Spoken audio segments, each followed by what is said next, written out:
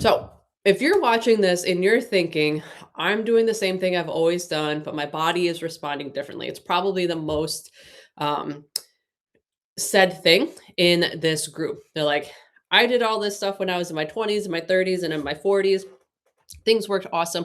I don't understand why things are not working anymore. Or like, I gained a couple pounds and it just feels like it's just not going anywhere. Why does this weight feel so much harder to lose than it used to? And also kind of like, why do I feel so emotional again? Why am I tired? Why am I unmotivated? I'm just like not feeling like myself again. Well, the answer is we are just entering a different phase of life. You are not broken. I think every single live coaching event that I do for this, I always mention that you are not broken and you are not failing. I know very often it can feel like you are broken and failing when things are not going the way that you expect them to. It's not a discipline problem. It's not a my body is broken problem. It's not I need to do more exercise, more fitness, more, et cetera, et cetera. It's just our body is changing right now. So we are experiencing physiological changes.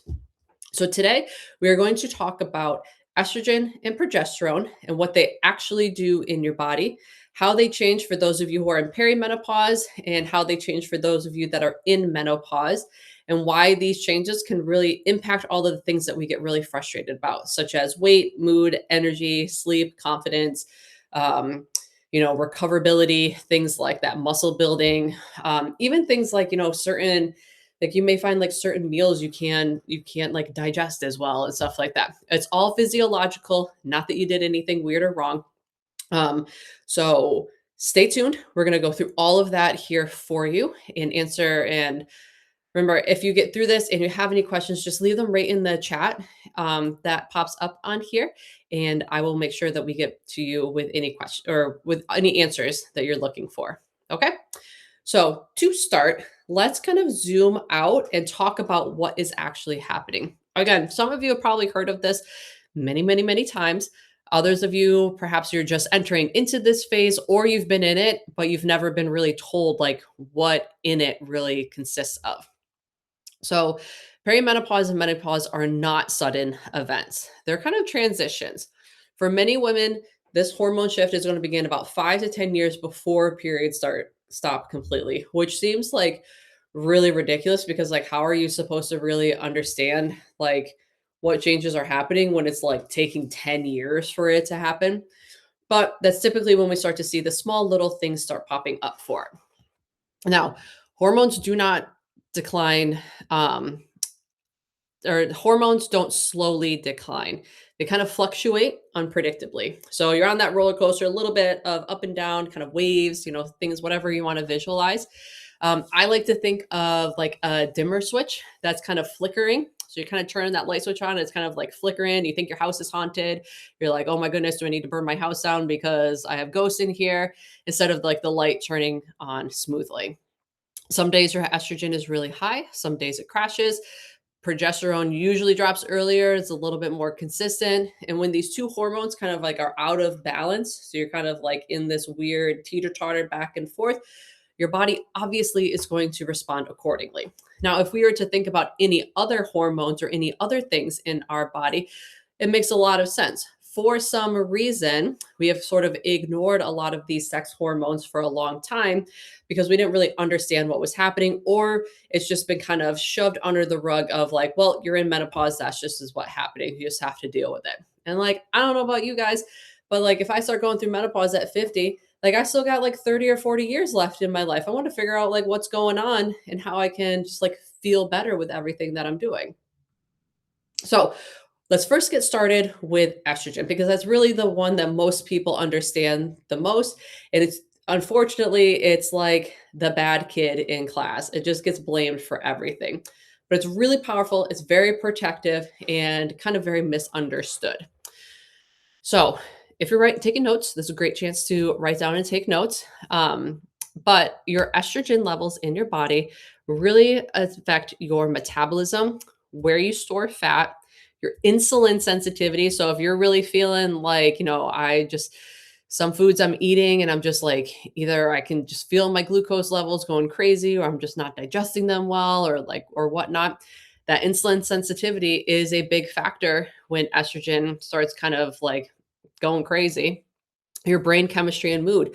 Why am I crying at, a Volkswagen commercial? Or why am I just like, biting my husband's head off or my wife's head off or something like that? Estrogen can be the blame for that. Your joint health, your skin elasticity, and also your cardiovascular health. Not a lot of people think about your cardiovascular health with hormonal things, but it does. So when estrogen is balanced, so think that back when like life was beautiful and wonderful and we didn't have to worry about all of these hormonal things. When estrogen is balanced, it helps your body use carbs more efficiently.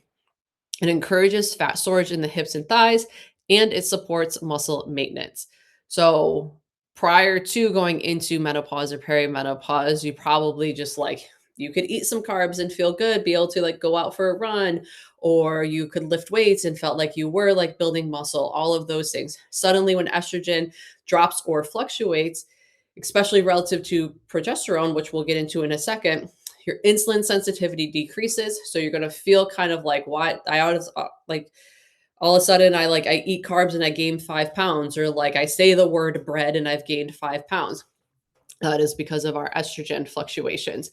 Your fat storage kind of moves to the stomach. How many of you sit here and you're like, I've never had a belly before. I don't know where this is coming from. It's just like this like soft thing in front of me. I'm really self-conscious of it. I don't know what is happening right now. Your muscle becomes harder to maintain. So, yes, you do have a little bit of like metabolism slowdown as you get older, but a lot of that also is related to just us slowing down as well. Once you start seeing how difficult it is to maintain and build lean muscle tissue at as you get older, we probably become a little less motivated, so our consistency probably drops a little bit, which then continues on the cycle of just like our body's not responding to building muscle anymore. And your body becomes very stress reactive. Now, cortisol is like a female's number one enemy. We are very just stressed out creatures to begin with. We hold a lot of stress inside of our body as well too. So you couple that with kind of these crazy changing hormones, and our body is like, we need to hunker down and be protective here.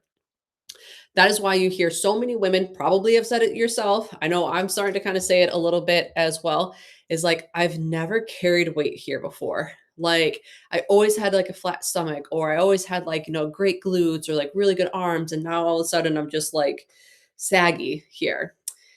That belly fat that you're experiencing is not random. It's just your body's responding to these high hormonal and stress signals and not calories alone. So, yes, you still can be doing everything correctly. And your body is like, haha, joke's on you. We're going to do what we want. Hence why it's so frustrating being in this phase. So here's a quick everyday example, because I like to try to use everyday examples with things when talking about this stuff, because we can get very scientific, but then also like have a hard time relating it to everyday life.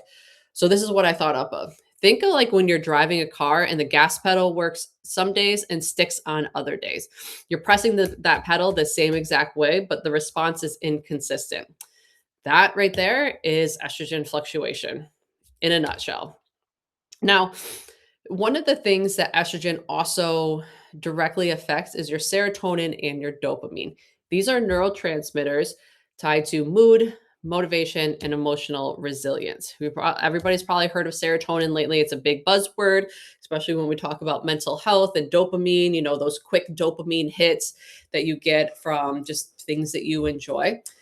What happens when your estrogen drops is your anxiety can increase. Maybe you start feeling kind of those anxious feelings and you're like, why am I so nervous to like walk through a parking lot? Or why am I like, feeling like my heart rate is increasing when I'm thinking about things? Or why am I getting these OCD, like repetitive, intrusive thoughts or whatever? Estrogen can really impact that. Those mood swings feel sharper. So gone are the days of just like kind of that really nice, balanced, chill attitude that you had before. And suddenly somebody cuts you off in traffic and you turn into like the Hulk for some reason. Unfortunately, in this time as well, confidence can drop, which kind of makes sense because we're stressed. Everything we're doing is not showing any effect on our body whatsoever. So confidence and motivation just feel like blah. There's no like this is like the main thing I hear with like my one-on-one clients is that motivation is just, they feel like they just hit this wall and there's no motivation. And that's why they're coming into a program like V-Shred because they're like, I need somebody to help me get going again. So you're not too emotional. Don't ever let anybody tell you that you're too emotional. It's your brain chemistry is literally changing and you can't help it. So we covered a little bit of estrogen. We understood its effects of kind of weight metabolism, insulin sensitivity, our mood, our effect on neurotransmitters, so our happy, like feel good kind of hormones in our body and stuff. Let's talk about what balances that, which is progesterone. So this is very much kind of called like the calming hormone. It's very overlooked, but it's incredibly, incredibly important. Probably most of the time as you were growing up, you're like, oh, I know about my estrogen this, estrogen that. But very rarely do we talk about progesterone and its effects that it has in the body. So, progesterone is like that warm, fuzzy hug that you need. It calms your nervous system, supports your sleep, it counterbalances estrogen. Because remember, everything in nature likes to um, be in a balance. So, kind of that, like, you think of those like judicial scales, I guess, and it's like you want everything in balance. Progesterone on one side, estrogen on the other. If one is unbalanced, the other one's going to drop. If the other one raises up, the other one drops, and like our body is all messed up. We really want to try and keep them balanced. Um, Progesterone again can help reduce anxiety and helps with fluid balance and bloating. So again, it feels kind of like I like to think of progesterone as just like that warm hug. Like, when you get that like warm hug from like your kids or your husband or your spouse or like a friend, and you just kind of like feel yourself, like you just feel your body just relax for a second. That's kind of like what progesterone does for you. Um, the bad part is that progesterone is usually the first hormone to decline in perimenopause. So if you think back into like your 30s, your 40s, maybe mid 40s and stuff, your progesterone levels are going to be the first ones that are going to start to decrease. That means even if estrogen is still present, okay, our progesterone is starting to decrease, our estrogen is still here, that balance gets great or unbalance gets greater and greater and greater. And estrogen, if it goes unopposed, is like a wild child. And then you get all of the symptoms that we've been talking about. So if you maybe perhaps right now you're in this and you're like, I'm not in menopause or I'm not in perimenopause or anything like that. So how do I even know if like these things are happening? Let me give you a couple kind of tidbits on what low progesterone can feel like. Trouble falling or staying asleep. You feel like you're reaching for that melatonin or that magnesium biscuit, or you need some more sleepy time tea or something, or you lay there and you're just like, my anxiety is racing, my like thoughts won't stop. I just have these like intrusive thoughts coming out of nowhere. You feel really wired, so you're like super energetic, but you're like, if I got to walk up these stairs one more time, I think my legs are going to fall off. These can feel kind of, if you're somebody that experienced kind of more PMS like symptoms before, they can kind of feel like a little PMS style symptoms, even without regular cycles. And also, this is when it comes time to like that increased irritability. So you just slowly feel like, you see Susan over there in the office and she's just chewing her gum really, really loudly. And you're like, one day you're just like, you know what? I can't take the gum anymore. It's driving me insane. That is probably a sign of perimenopause because we're starting to get that increased irritability a little bit. So when you think of everyday examples, estrogen is the accelerator, progesterone is its brakes. You got to have one to work with the other because we can't just zoom off without having any brakes, but we can't have only brakes and no go at all. So if the brakes are worn down, but the accelerator works sometimes, it feels a little chaotic there. Welcome to Hormonal Imbalance. It's wonderful. Let's talk about how we can work through this. So, a common pattern is that when estrogen starts to decline, um, sorry, let me start over. When estrogen declines overall, many women start to experience kind of like estrogen dominance. This doesn't mean that estrogen is high. It means that progesterone is too low to balance it out. Because remember, we need it to be balanced here. So this is when you're going to start to see kind of weight gain, especially in that midsection there, your breast tenderness again, mood swings, heavier irregular cycles, kind of increased inflammation. Remember, inflammation does not just mean, I always want to make this clear that inflammation does not just mean like I feel bloated.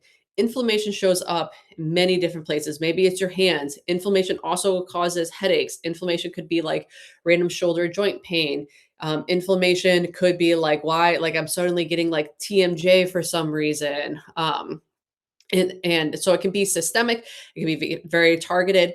But I think oftentimes we think of inflammation as only like, oh, I ate too much and now I feel like fluffy. Whereas inflammation can really show up as a lot of different things in your body. Unfortunately, when inflammation does show up in your body, it makes everything harder. So, our fat loss, our recovery, our energy, our sleep. And remember what I spoke about earlier, too, that kind of like confidence and motivation starts to dip. So, if your recovery stinks, your energy stinks, and your sleep stinks, probably the last thing you're going to want to do is like eat a healthy meal and go to the gym. So, you can see kind of why sometimes like it's not just you, it's just like your body is just being like, no, we're not going to do this right now. So, as a bridge to that, perhaps you are in this time and you're really starting to feel the frustration start to peak because you're like, I was doing Zumba all this time, or I was in these cycling classes, and I've been doing water aerobics, or I've been strength training forever, or running these marathons, whatever. Everything in that, like literally overnight, just like nothing's working anymore. And your frustration is really, really starting to peak.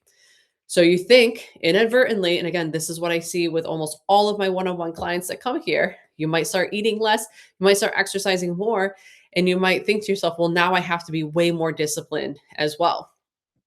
And this is like almost textbook most women that I see in their 40s. They're like, nothing is working. So I'm going to train for a marathon. I'm going to only eat paleo. I'm going to drop my calories down to 1500 calories. And on my off days, I'm going to go for, 1 hour long weighted vest walks. And I'm going to do, an hour of cardio in the morning, an hour of strength training in the evening. And you're just like exhausted, even just hearing some of that. Now, maybe that sounds great. Unfortunately, your hormones are going to be like, no, not working out. Because now your body, remember, I said is more sensitive to to stress, sleep deprivation, overtraining, and undereating. So, what do we naturally do when we feel really frustrated with things? We add more exercise, we get stricter with our diet, and we start adding on more and more things because we feel like, oh, I must not be doing enough, which is like the complete opposite of what our body is becoming more sensitive to. So, again, you start doing all these things and you're like, what the heck? Now it's been 3 weeks and I've gained 15 pounds.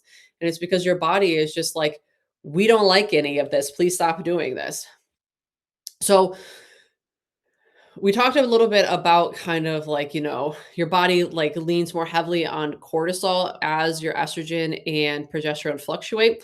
Remember, cortisol, yes, it's a stress hormone, but stress isn't just like I've got a ton of emails to answer at work. Stress is how much you're exercising, how much you're eating, your relationships at home with your family, work, friends, etc. How well you are able to decompress from things. It is not just I've got a lot of things to do. Stress also is all of the other things that you're doing as well too. So, as you can see, so if you start to like really like think about this cycle of things and you're like, "Oh, no wonder why I'm starting to get more belly fat, like lack of building muscle, my sleep sucks and everything else." And it's because we're like instead of looking at the stress that we have and feeling or trying to figure out how do we sort of back off from that and be able to give my body what it needs, we're just like, no, let's just add more stress, let's just add more stress. So extreme dieting or high intensity workouts are going to start backfiring now. So the thing I want you to remember right here is your body is not resisting you. It's going to feel like it's resisting you, but in actuality it's protecting you. If we didn't have that protection mechanism in there, then You would just like wither away to nothing. Our hormones would get completely trashed. Women also very much have to be concerned about what we call the female athlete triad. And yes, even if you are in like your 40s and 50s and such, you still like are an athlete and you can experience these female athlete triads where it's like you're doing all these things, your stress levels are elevating, and now we're concerned about stress fractures, we're concerned about your cycles becoming even more irregular and developing disordered eating patterns. So again, you can see how women are at like by nature that we would just add more and more and more on, and then it just starts to backfire and backfire and backfire. So I've given you a lot of bad news. Let me give you some good news on like how to actually fix this with some practical strategies for you.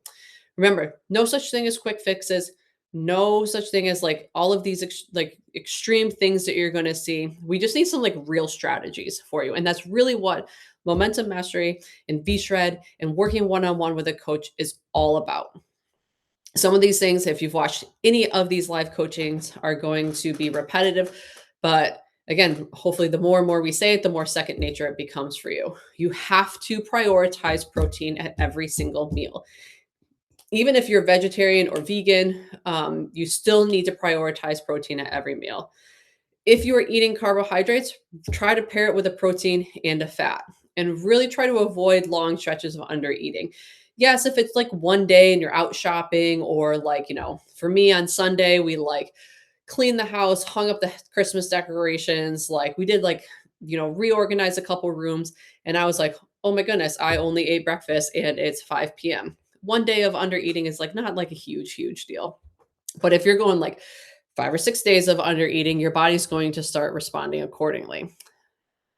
The When we talk about stress and how our body responds to stress, this is where strength training is essential for muscle and metabolism. Too much so it's too much of this high intensity interval training can really increase stress. Now, doing it a couple times a week is totally fine.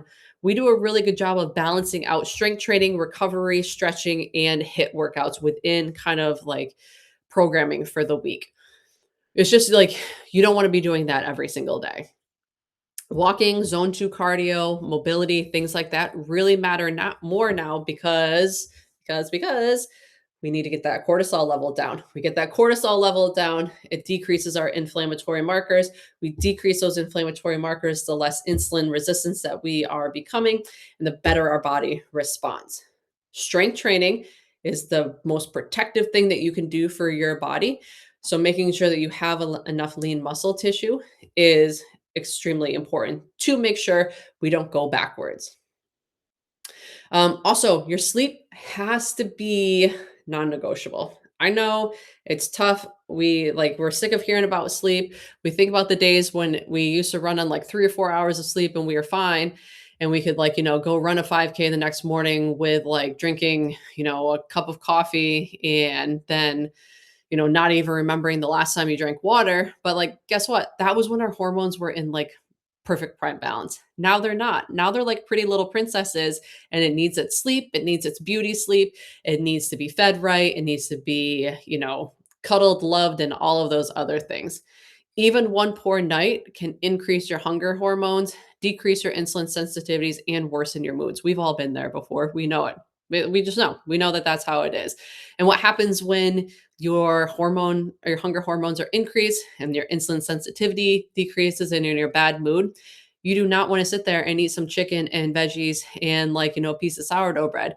You want to go to Chick-fil-A and, get a breakfast sandwich and maybe like a fancy Starbucks coffee. We're looking for those dopamine hits. If we can fix our sleep, we're going to really fix a lot of things with our nutrition as well.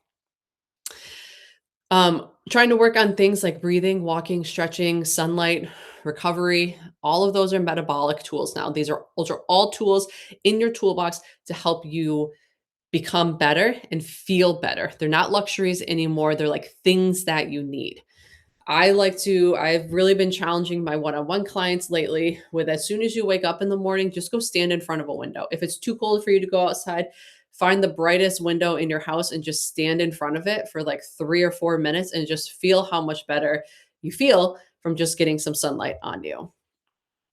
So, what I want to sort of leave you with kind of this whole entire thing as we wrap up is that your body is not fighting against you. It's trying to protect you because some very radical things on the inside are changing. So, if we think of it that way and we start thinking about how our body is communicating with us instead of fighting us, then we can start to do the right things that it is asking for.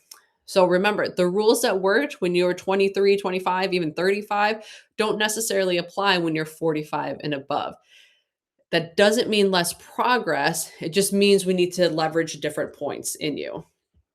And just remember, like I said, your hormones are like a pretty princess right now. The happier you make them, the better everything else in life is going to get. So, if you are listening to this and you're like, okay, this finally makes sense now, here's a couple things that I want you to do. I want you first to look at your overall week and then your overall day. Find where you might need to tighten things up or make some changes. If you are feeling still very lost and you're like, I really want to make this phase of my life just like feel awesome, make sure that you try to book a one on one call with a coach to be, or with a booking consultant. Oh my goodness, coaching consultant. So you can kind of just find out if maybe we just need a little bit of one-on-one help with you. So I hope you enjoyed all of this. I hope there's a couple, aha moments here for you. If there was, I would love to hear about them in the comments. You can shoot me a message directly or leave a comment on the video if anything, kind of just really stood out to you. And perhaps maybe give me one or two things that you think that you're really going to focus in on in the here and now to be able to sort of make those pretty princess hormones just feel happier again. So